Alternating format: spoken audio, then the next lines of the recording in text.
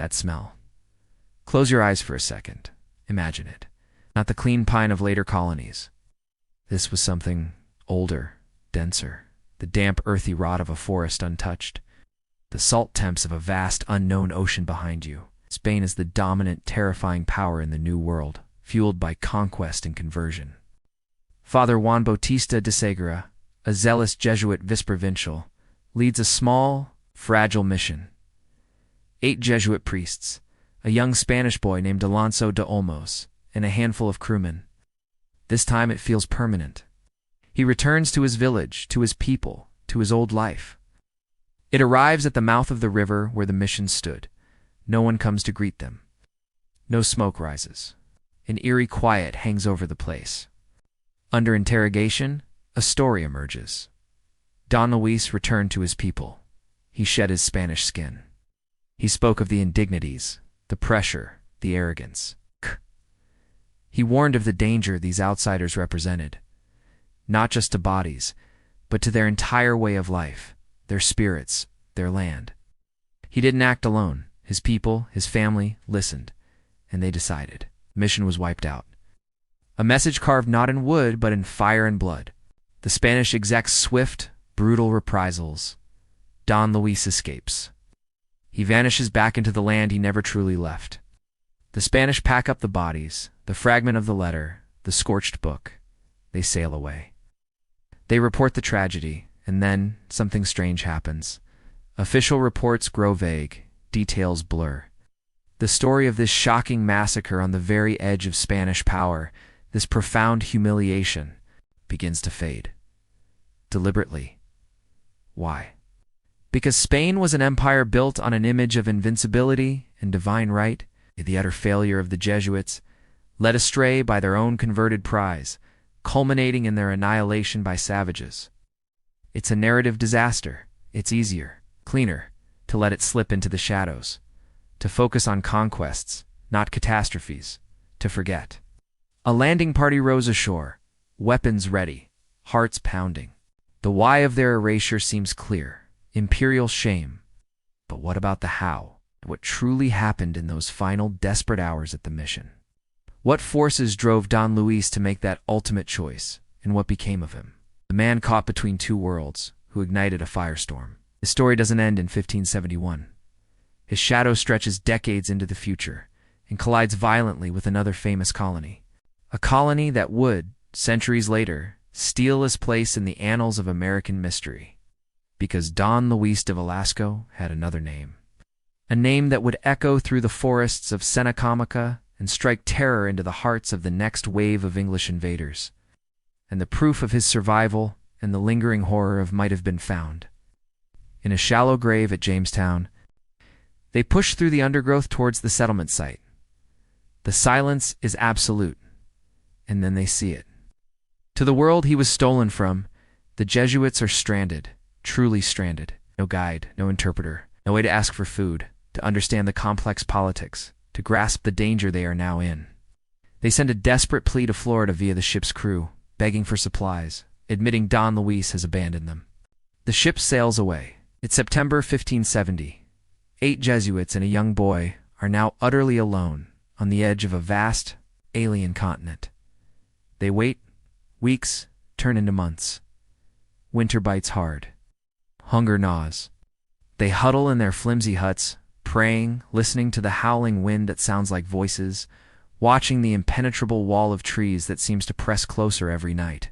What were they thinking? That faith alone would shield them. That their God would make corn spring from frozen ground? That Don Luis, the man they had taken, remade, and then pressured, would simply forgive. Their goal isn't primarily gold or land. It's souls, specifically the soul of one man, Don Luis de Velasco. A few years earlier, Don Luis had been taken from this very coast as a young Powhatan man, likely a Warrens, reduced to charred timbers and ash scattered amongst the ruins, torn, blood-stained remnants of clerical robes, simple wooden crosses, broken, and the bodies. 8 men and a boy, not buried, left where they fell. Evidence of a swift, brutal, and final end. The relief party recoils in horror. They search frantically for any sign of life, any clue. They find only one chilling artifact: a single, leather-bound book. A devotional text, hidden perhaps hastily, under a floorboard or in the ashes, and tucked inside its pages, a fragment, a torn piece of paper, a letter written in Latin, in Father Segura's own hand. It's not finished. It's barely started.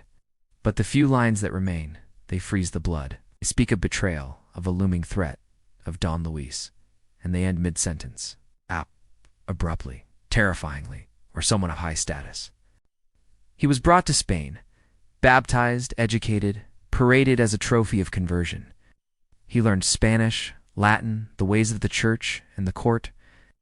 Now, Father Segura believes Don Luis has returned willingly, eager to bring his own people into the Christian fold. Don Luis is the key. He's their guide, their interpreter, their lifeline to the powerful Powhatan world. Without him, they are nothing. Blind, doomed, and beneath it all, the iron scent of fear. Because this story starts not with hope, but with a terrible kind of hunger. A hunger for souls, for gold, for empire. And it ends well, it ends in silence. A silence so profound, we almost erased it completely. Welcome back to the Forgotten File tonight. We're not talking about Roanoke. Forget the lost colony for a moment. Decades before those famous vanishing settlers scratched CROATOAN into a tree, another group of Europeans stepped onto the shores of a land they didn't carve a word. They didn't leave a sign. They simply ceased to exist. And someone wanted it that way. The year is 1570. The place, the Chesapeake Bay region. The Senecameca, the realm of the Powhatan people. They land. They build their meager mission settlement, little more than huts and a chapel, deep in the territory of Don Luis's people. Almost immediately, the cracks appear. The Jesuits are utterly dependent on the Powhatan for food. Winter is coming. The land is bountiful, but the Powhatan controlled the bounty. Don Luis changes. The polished courtier fades. He slips away for days into the forest. He starts wearing Powhatan attire again. The Jesuits grow uneasy. They reprimand him. They demand he conform, that he bring his people to be baptized now. They need converts to justify the mission to their superiors. They need food. They need control. Father Segura writes a letter back to the main Spanish base in Florida. It's hopeful, tinged with anxiety. They're building a chapel. Don Luis is trying. But the tension is a physical thing, thick as the coastal fog. Then Don Luis vanishes. Not for days. Months crawl by. Spring 1571 arrives. Back in Florida, the Spanish commander, disgusted by the Jesuits' recklessness, but bound by duty, finally sends a small relief ship. Utter desolation. The huts are burned. The Spanish are enraged. Vengeful, they capture some nearby Powhatan. So the mission died. The story was buried. Silence. That's what they found. At silence and ash. The Spanish collected their dead, their scorched fragment of a final plea, and sailed away. They buried the bodies, they buried the story, and they tried to bury the name Don Luis de Velasco. He saw how fractured they were, how dependent on technology and hierarchy. Different ships, different tongues. Englishmen, they sailed up a river the Powhatan called the Powhatan. But they quickly learned the name Opechancanough. He was an imposing, intimidating presence, powerful, inscrutable, often seemingly friendly, even helpful. Spanish intelligence, ever watchful of the English intrusion, managed to plant a spy within Jamestown, Francisco de Molina. They didn't know the story of the burned mission, the slaughtered priests, the murdered boy. Jamestown, isolated by Opechancanoug's strategic pressure and his brother Powhatan's embargo, descended into a hell worse than watching, waiting, letting a grim lesson unfold before his eyes. The foreigners, left to their own devices, consumed themselves. They were weaker than the Jesuits, more fractured, but also more numerous. Let them starve. Let them cannibalize their own. Let them see the abyss they had stepped into. Relief ships arrived in the spring of 1610 to a charnel house. Only 60 survivors remained out of nearly 500. Jamestown was almost erased. Not by Powhatan arrows, but by its own failures and Opechancanoug's ruthless strategy of isolation. It was vengeance, delivered by slow, relentless famine. The English staggered back from the brink, but Opechancanough wasn't finished. He had seen their resilience too. Starvation wasn't enough. He needed fire, he needed blood, he needed the final lesson, of to be written across the whole of Senecamica. He would wait no longer. The net was ready. The trap was set.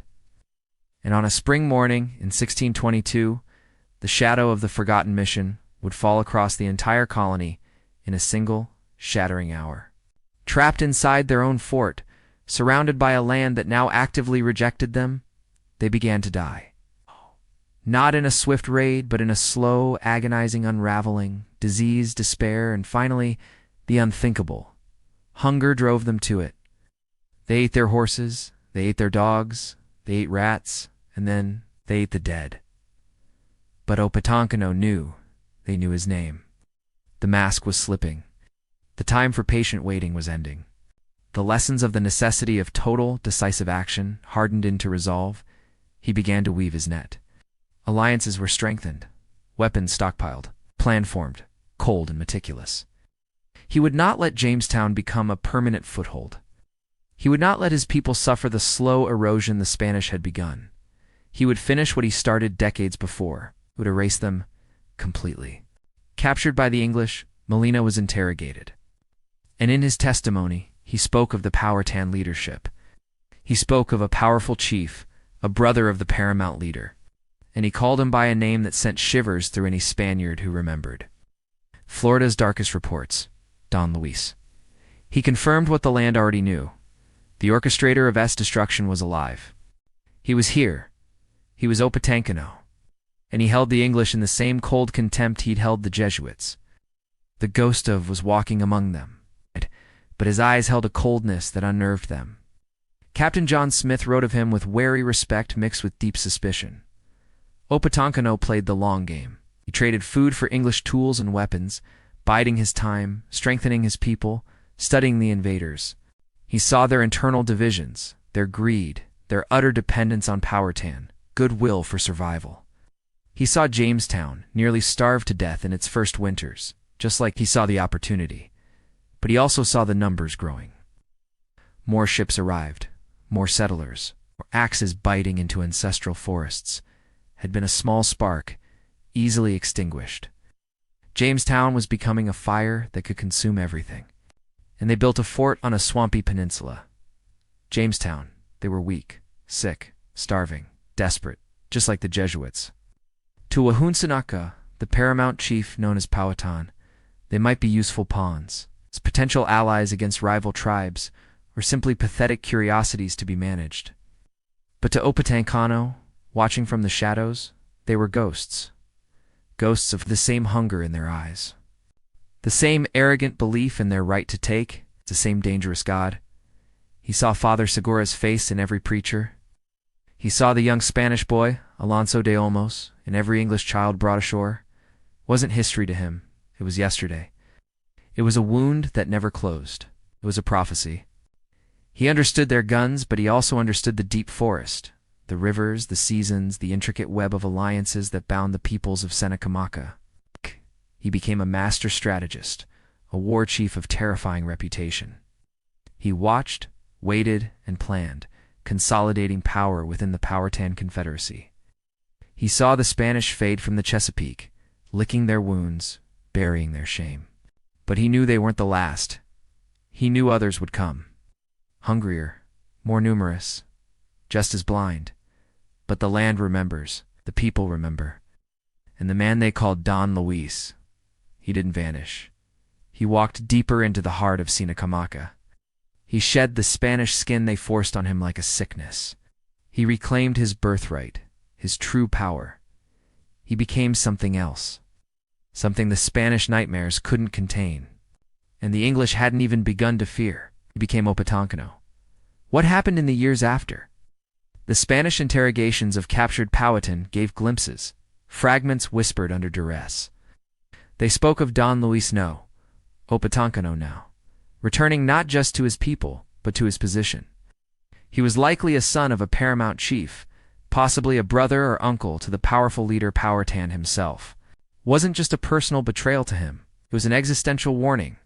He'd seen the Spanish god up close. He'd seen their hunger. He'd felt their arrogance. He knew their conversion was a prelude to conquest. Their souls were just another resource to strip from the land. The brutal erasure of the Jesuits. It was a declaration, a line drawn in blood and fire, this far, no further.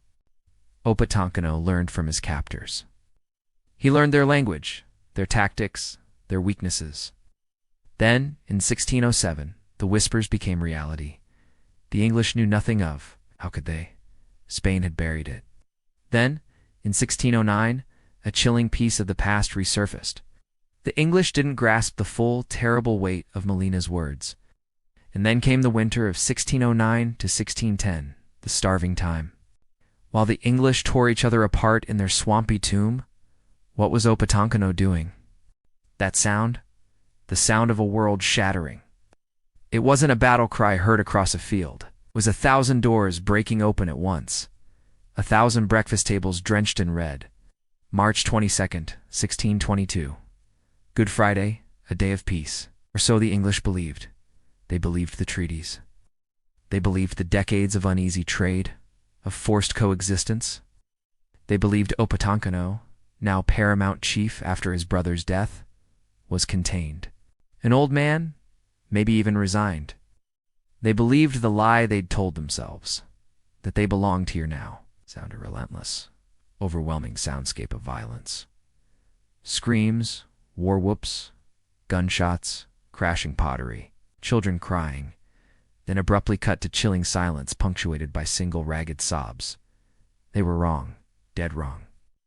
Welcome back to the Forgotten File. Entire settlements were wiped off the map. Farms burned, livestock slaughtered. The survivors fled in terror, many to the dubious safety of Jamestown, crammed into the fort.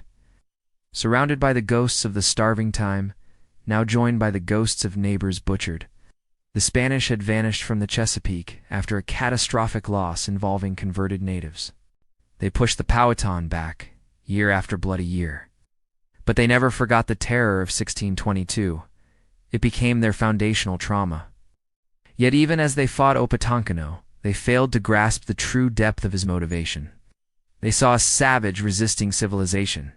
They didn't see a man avenging a stolen youth, a desecrated homeland, a murdered boy on a forgotten shore. They didn't see the ghost of staring back at them through his eyes. Opechancanough, captured finally in 1646 at the incredible age of about 90, was shot in the back by an English guard while a prisoner. A final, cowardly act of vengeance against a living legend. But the pattern he embodied, resistance forged in the fire of earlier forgotten betrayals, would echo for centuries.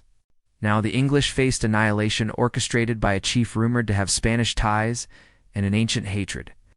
The story they told was one of perseverance, divine providence, and the inevitable triumph of their way. The starving time became a testament to their endurance. The 1622 massacre became a tale of savage treachery overcome. But Don Luis? The why behind Opechancanoug's ancient fury?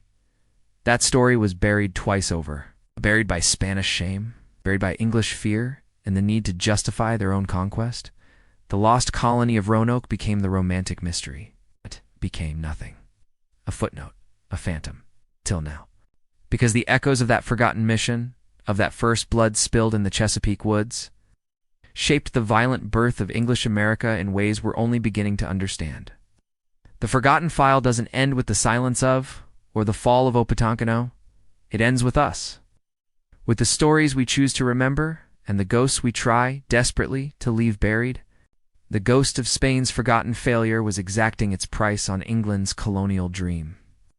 Shadow had finally stretched long enough to engulf Jamestown.